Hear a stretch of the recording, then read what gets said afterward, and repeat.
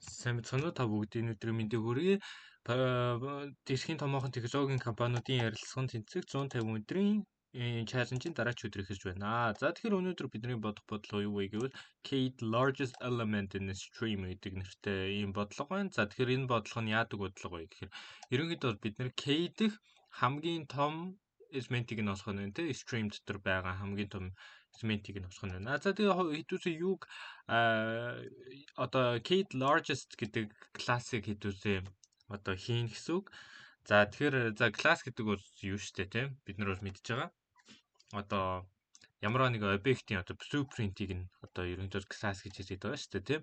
За тэгэхээр хэдүүсээ Kate largest гэдэг энэ юг constructor-ыг хэдүүсээ ажилуулах нь байна. За мөн энд add гэдэг нэг энэ function-ыг ажилуулах нь байна. За constructor бол угаасаа энэ объектыг бас анхны утгыг нь өгөх нь ойлгомжтой тий.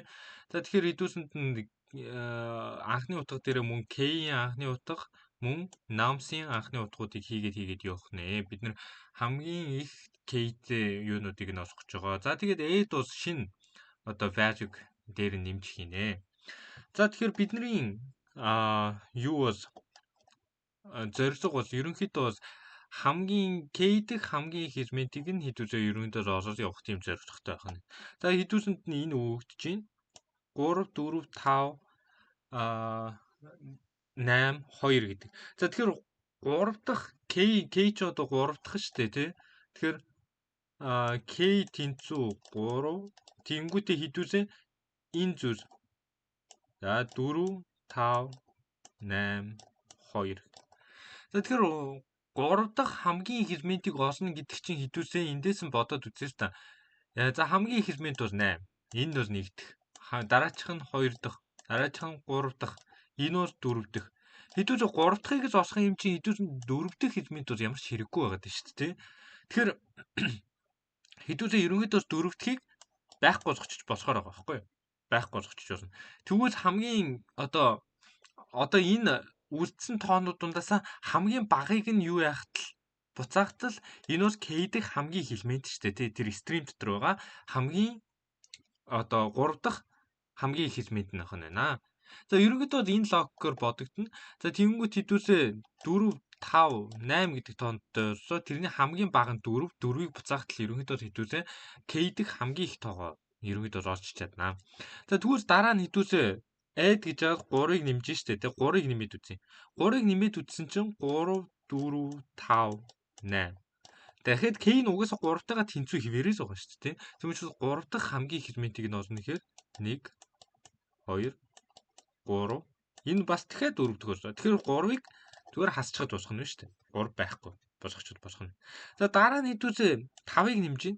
5-ыг нэмээд үзсэн чи хэдүүсээ 4 5 5 8 гэдэг тоонуудыг стрим дотор байна. Тийм учраас энэ бол хамгийн их нь энэ бол 2 дахь нь энэ бол 3 дахь нь хамгийн бага нь бол энэ тий энд бол 4 дахь. Тэгэхээр хэдүүсээ 3 дахь хамгийн их элементийг олох гээд байгаа учраас төсөө энийг байхгүй болгочиход болох нэ. За тэгэнгүүт угаасаа эндээсээ ихсээд юу яагаад явж шүү дээ. Ихсээд 4-ийг буцаасан 4 гэдэг бол одоо юу 3 дахь хамгийн их элемент. За дараа нь 5-ыг буцааж ийн энэ дээр бол 5 байна тийм ээ. 5. За тэрний дараа 10-ыг хийж ийн. 10-ыг хийнэ гэдэг чинь 5 5 8 10. Хамгийн их элемент нь одоо 10 болсон энэ нэгдэх дараачийн 2 дахь их элемент нь бол 8 дараачийн 3 дахь элемент нь бол 5. Тийм учраас энэ 5-ыг байхгүй болгоод 3 дахь хамгийн их элемент нь бол 5 байх нь байна.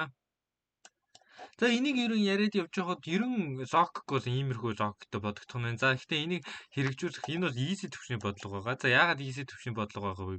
Яг уу mean heap гэдэг зүйлийг мэдгүй тохиолдолд бол энэ бол бас тийм easy төвшний бодлого бол биш. Яагаад гэвэл мөн бас тийм ашигтай одоо бичигдэж чадхаар бодлого бол биш. Яагаад гэвэл бид нар заавал элементүүдээ sort хийж одоо эренбэлжиж дараа нь юу яаж хийх хэрэг байна. За бид нар mean heap-ийг ашиглана. Mean heap гэдэг бол за ерөнхийдөө бол интернетээс ороод үзвэл бол иймэрхүү мод харагдана. Одоо mean heap-ийг зурж байгаа одоо моднууд харагдах нь байна. За иймэрхүү одоо иймэрхүү юмнууд бол харагдах нь байна. Тэр бол mean heap байх нь.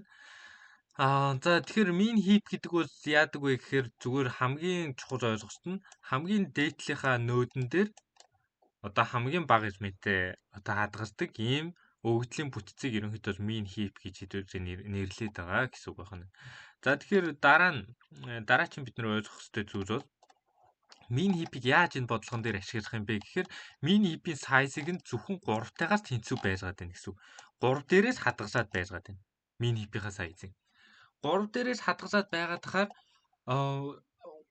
хитрээд явсоо одоо за жишээ нь 4 5 8 биш үү те хэдүүлээ за 4 5 8 за түүс хэдүүлээ зүгээр амар сүртэй min heap-ийн юунуудыг бодохгүйгээр operation-уудыг бодохгүйгээр зүгээр ингээд таамгаар ингээд хийж 4 5 за энд 8 байж гэж.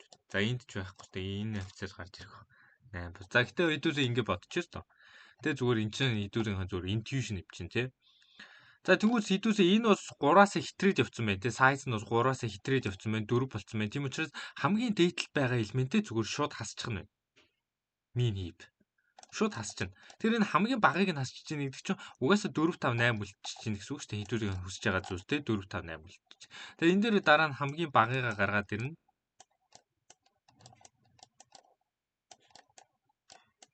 За энэ дээр 8 гарч ирэх гэсэн дээ. За гэтээ яг угаас анханаас буруу зурсан юм. За тэгвэл ингээ 3 болсоо тэгсэн чинь энэ дээр 3-ыг нэмж хий гэж штэ тий. 3-ыг нэмж хийвээс 3 угаасаа хамгийн орой дээр гараад ирнэ. За энэ дээр 4. За энэ дээр буруу зурснараа юу вэ дөө? За 8. За энэ бас 3-аас хитрээд явчихлаа тий. 3-аас хитрээд явц учраас хэдүүлээ 3-ыг нь хасчихна. Хамгийн багыг нь л хасаад яваад. Тэнгүүд эцсийн эцэд хэдүүлээ юу болж байгаа юм бэ гэвэл угаасаа 3-ыг хадгалаад явчихж байгаа учраас хэдүүлээ хамгийн их элемент нь гэж K дэх хамгийн их элемент нь бас дандаа энэ орой дээр гарч ирэх нь шүү дээ. Нэмээд ингэж хассныхаа дараа хамгийн их элемент нь гарч ирэх. За тэгэхээр энэ min heap-ийн хэдүүлээ бодлогыг ерөнхийдөө бодож байгаа юм байна. За ерөнхийдөө энэ бодолт бол бас ойлгоход хэцүү байгаа бах. Min heap гэдэг зүйлийг бол мэдэхгүй байгаа үед. За тэгэхээр хэдүүлээ коучроод үзье амар хаа гэж найдаж. За тэгэхээр хэдүүлээ ийм бодлого байна те. За ерөн одоо хэдүүлээ энийг юугаар бодох учраас heap-ээр бодох учраас хэдүүлээ юугаар биччихье. За heap-ийг ашиглахын тулд хэдүүлээ бас priority queue гэдэг зүйлийг бас ашигладаг. За priority queue гэдэг нь бол яг ерөнхийдөө бас одоо ойлгомжтой queue гэсэн мөртлөө одоо priority байдаг тийм зүйл байх нь шүү дээ тий. Тэгэхээр ерөнхийдөө яг priority queue-г бол олон газар ашиглаж байгаа. За гэхдээ хамгийн их ашигладаг нь ерөн heap-ийг хэрэглэхэд ашиглаж байгаа. За тэгэхээр хэдүүлээ min heap-ийг хийж байгаа учраас тэр greater одоо энэ төсгөр үг бол чухал. За мөн ямар өгөгдлийн бүтц ашиглах юм бэ гэвэл vector int гэдэг зүйл дотор хадгалнаа гэдгийг нь хэдүүлээ оруулаад өгч байгаа байна. За тэгээ min heap за тэгээ k. За энэ k largest гэдэг хэдүүлээ instructor гэнэ constructor дээр хэдүүлээ юугаа k дээр k-ийнхаа утгыг бол өгөх ёстой. Яг л энэ k-ийг бас энэ k чинь бол юуг илэрхийлээд байгаа шүү дээ. Min heap-ийнхаа size-ыг нь илэрхийлээд байгаа. За тэгээд тэрнийхээ дараа амархан хэдүүлээ ингээ наамсынхаа дундуур юугаа явуулчих. За тэгээд хэдүүлээ min heap дээр юугаа оруулаад өгөөд. N-ийг оруулаад өгөөд. За хэрвээ min heap size нь k-с хитрээд явчихвал хэдүүлээ яах вэ? Зүгээр энийг pop хийчин тий. Pop-ийг гаргаад ир. Pop-ийг гаргаад ир. За ерөнхийдөө бас манай юу бол ингэж болж байгаа. За k largest бол ерөнхийдөө ингэж болж байгаа байна. За тэгвэл add нь яах юм бэ гэж хэдүүлээ min heap дээрээ хэдүүлээ push. За ямар нэг утгыг үгэн тийм ээ. За тэр утгыгаа хийчтэй тэнгууд хэрвээ min heap-ийнх нь size нь хэрвээ k-с хитрээд ирвэл за энэ k нь бас u k бас биш шүү дээ. Энэ дээр өгсөн байгаа k биш. Хэдүүлгийнх нь энийг initialize хийгээд initialize буюу анхны утгыг нөгөөд тэгж байгаа k. За тэгээ initialize дууссан байгаа k-нөх нь шүү дээ тийм. Тэнгүүд хэдүүлээ энэ дээр зүгээр юугаа pop хийж гаргаад min heap-ийнхаа top дээр байгааг нь буцаачихад ерөнхийдөө босох нэ. За хэдүүлээ шалгаад үзцгээе юу болох нь харцгаая. Босч юм тийм ээ. За тэгэхээр ерөнхийдөө бас мин хипийг ингэж ишгэж бодох бодлого байна. За тэгэхээр энэ бас хэдүүлэн хамгийн анхны хипийн төрлийн бодлого болох нь байна. За тэгээд өнөөдөр хийжээс та хамт байсан та бүгдтэй баярлалаа. Асуух зүйл байгаа бол комент хэсэгт бичээрэй. Мөн бичлэг таалагдсан бол лайк болон subscribe дарж манай чаналыг дэмжээрэй.